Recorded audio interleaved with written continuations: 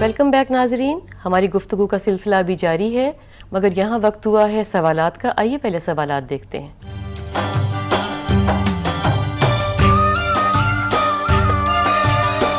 میرا آپ سے یہ سوال ہے، قضا نمازیں پورے سال میں پوری کرنی چاہیے، رمضان میں پوری کرنی چاہیے؟ میرا آپ سے ایک سوال ہے کہ رمضان المبارک میں جو سی قضا نمازیں پڑھتے ہیں اس کا زیادہ ثواب ملتا ہے؟ سوالات آپ نے دیکھے۔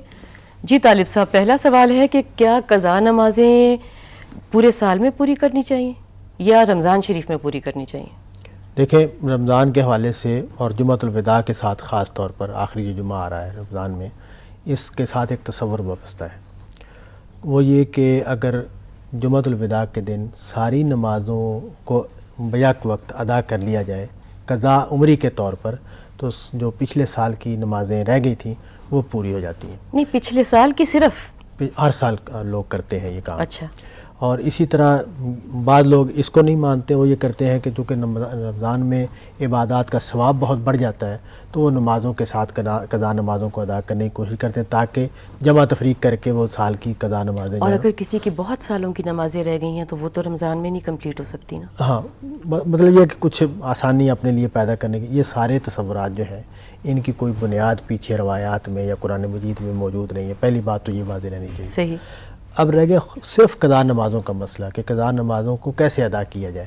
تو میں عرض کر رہا تھا اس سے پہلے کہ دو ہمارے ہاں آ رہا ہے، لیکن جو رائج رائے ہے وہ یہی ہے کہ قضا نمازیں ہمیں ادا کرنی ہے۔ جو پیچھے مسلمانوں کی جو پیچھے نمازیں رہ گئی ہیں ان کو چاہیے کہ وہ ایک اندازہ قائم کر کے، اور بعض علماء تو اسے بڑی سختی کرتے ہیں، وہ کہتے ہیں کہ نہیں، آپ کو ٹائم بھی پتہ ہونا چاہیے کہ فلاں دن کی فلاں نماز میں اس وقت ادا کر رہا ہوں۔ آپ یہاں بورن مسلم کی بات کر رہے ہیں، کانورٹ کی یا ریورٹ کی بات نہیں کر رہے؟ نہیں، کانورٹ پر تو کوئی بات نہیں ہو رہی، یہ بورن مسلم ہی کی بات ہو رہی ہے۔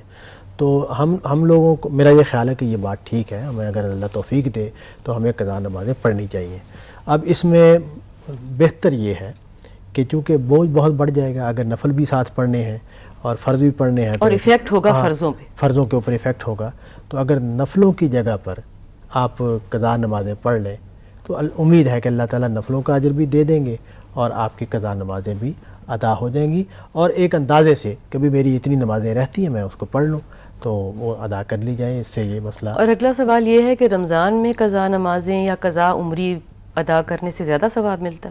دیکھیں، ثواب زیادہ بڑھنے اور کم ہونے کی بات ہم تفصیل سے پہلے بھی کر چکے ہیں۔ رمضان میں ظاہر ہے حالات میں فرق پڑ گیا ہے، رجوع میں فرق پڑ گیا ہے، تو اجر انشاءاللہ زیادہ ہوگا۔ آپ کی ایٹیٹیوڈ میں فرق پڑ گیا ہے، ایٹیٹیوڈ میں فرق پڑ گیا ہے، رویے میں فرق پڑ گیا ہے، آپ کی تیاری میں، آپ کی حاضری میں فرق پڑ گیا، دھیان میں، اندر کے دھیان میں اور باہر کے دھیان میں بھی، تو یقیناً اس میں اضافہ ہوگا۔ لیکن آپ اس کے ساتھ کیوں وابستہ کر رہے ہیں کہ قضا نمازیں اس میں پڑھی جائیں تو زیادہ؟ آپ جو بھی عبادت اس میں کریں، ایسا نہ ہو کہ آپ کی اپنی قضا ہو جائے رمضان آنے سے پہلے، ہاں، اور جو ادائیگی آپ تب کر سکتے تھے۔ قضا نمازیں ایک ذمہ داری کے ساتھ ادا کرنی چاہیے، احساس کے ساتھ۔ رمضان میں اگر آپ کو موقع ملتا ہے آپ رمضان میں ادا کر دیں، ہم اس میں کوئی دین کی طرف لیکن رمضان کا انتظار تو نہیں کرنا چاہیے نا؟ نہیں، انتظار کی بات نہیں ہے، موقع کی بات ہے کہ آپ کو جب بھی توجہ ہو جائے، جب بھی آپ کو یاد آ جائے، اور اگر آپ رمضان میں آپ کے پاس زیادہ موقع آپ رمضان میں پڑھ لیتے ہیں تو یہ بھی ٹھیک ہے۔ اس کو کوئی قاعدہ قانون بنانے کی ضرورت نہیں ہے، صرف رمضان میں ہی پڑھیں گے، صرف رمضان ہی میں پڑھیں گے اس کی۔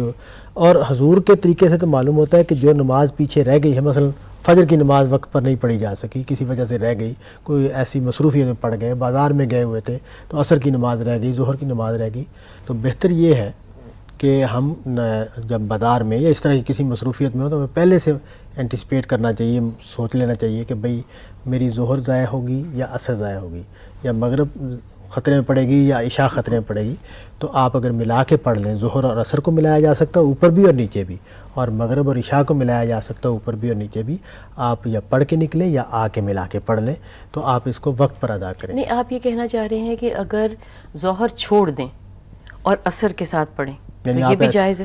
آپ ایسے وقت پر نکلے ہیں کہ آپ کی ظہر کی نماز رستے میں آ جائے گی یا بازار میں آ جائے گی جہاں آپ کو موقع نہیں ملے گا ظہر کی نماز پڑھنے کا، تو آپ اس کو آگے لے جا کے عصر کے ساتھ بھی پڑھ سکتے ہیں، ملا کر پڑھنے کی نبی صلی اللہ علیہ وسلم نے اجازت دی ہے۔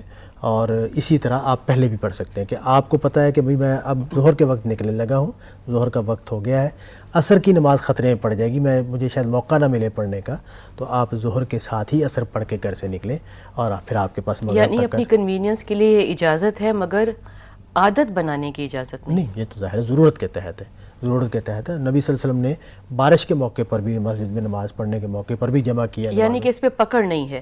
اگر آپ کو یہ سمجھ میں آتی ہے اور کوئی خدشہ ہے، لائک 50% اگر خدشہ ہے ہاں تو آپ اس میں اپنے آپ کو زیادہ الزام نہیں ٹھہرا سکتے کہ میں نے کوتاہی کی. جی. اور حضور اس سے معلوم ہوتا ہے کہ نبی صلی اللہ علیہ وسلم کے ہاں طریقہ کیا ہے کہ فوراً جب بھی آپ اس حالت سے نکلیں تو آپ اپنی نماز کو ادا کریں. فجر کی نماز میں بھی آپ نے یہی تلقین کی کہ آپ جب بھی آپ کی آنکھ کھلے تو آپ نماز پڑھ لیں. تو اس سے معلوم ہوتا ہے کہ وہاں قضا نماز کی کوئی صورت ایک نمازی کے ہاں بہت کم پیش آئے گی. وہ جب بھی اس سے نکلے گا وہ اگلی نماز کے ساتھ یا جس موقع پر اس کو خیال آ گیا اس وقت وہ نماز پڑھ لے گا. لیکن ہمارے مسلمانوں میں، ہم چونکہ نسلی مسلمان ہیں، مسلمانوں کے گھروں میں پیدا ہوتے ہیں، تو شعور پیدا ہونے میں، ذمہ داری آنے میں وقت گزر جاتا ہے، توبہ کی توفیق ملتی ہے، پھر انسان نماز پڑھنے لگتا ہے. اس طرح کے جو لوگ ہیں ان کا یہ مسئلہ ہے کہ بھی ان کی جو رہ گئی ہیں نمازیں وہ کیسے ادا کریں. تو اس میں میرا خیال یہ ہے کہ بہتر یہ ہے کہ جو ہر نماز کے ساتھ ہم نفل پڑھتے ہیں ان کی جگہ پر اگر نمازیں رکھ لی جائیں اور ایک اندازہ کر لی جائے کہ میرے 2 سال کی یا 4 سال کی یا 7 سال کی نمازیں رہتی ہیں، وہ نمازیں پڑھ لیں. اور جو اگر نمازیں پڑھنے کی حالت میں کوئی نماز رہ جاتی ہے تو وہ جب فرصت ملے اس نماز کو پڑھ لیا جائے یا اگلی نماز کے ساتھ اس کو ملا کے پڑھ لیا جائے. تو یہ صحیح طریقہ ہے. مطلب ہے کہ ادائیگی تو ویسے ہی ہوگی. ہم جو نفل پڑھ رہے ہیں اس کا مطلب ہے کہ صرف اس کو دھیان میں رکھنا ہوگا کہ میں یہ اپنی قضا پوری کر رہا ہوں. قضا پوری کر رہا ہوں. اس کی کوئی الگ سے اور تو کوئی الگ سے کچھ اس میں نہیں. صحیح، ٹھیک ہے. مطلب تو یہ 4 کر کے بھی پڑھ سکتے ہیں، 2 کر کے بھی پڑھ سکتے ہیں. جو 2 رکعت والی نماز ہے وہ تو 2 کر کے پڑھیں گے، جو 4 رکعت والی ہے وہ 4 رکعت. اس کا مطلب ہے کہ یہ ذہن میں رکھنا ہوگا کہ میں کون سی قضا ادا کر رہا ہوں. کون سی قضا ادا کر رہا ہوں. جی طالب صاحب، گفتگو کو یہاں اختتام پہ لاتے ہیں اس لیے کہ پروگرام کا وقت اب ختم ہوا چاہتا ہے. ناظرین، آج ہم نے بات کی تاکراتوں کے حوالے سے، جمعۃ الوداع کی سگنیفیکنس کے حوالے سے اور نمازوں کے حوالے سے. ہم امید کرتے ہیں کہ ہماری نمازوں میں انشاءاللہ بہتری آئے گی اور ہمارا جتنا رمضان بچ گیا ہے یہ انشاءاللہ بہتر گزرے گا. ہم اپنے لیے اور آپ کے لیے دعا کریں گے. اللہ حافظ.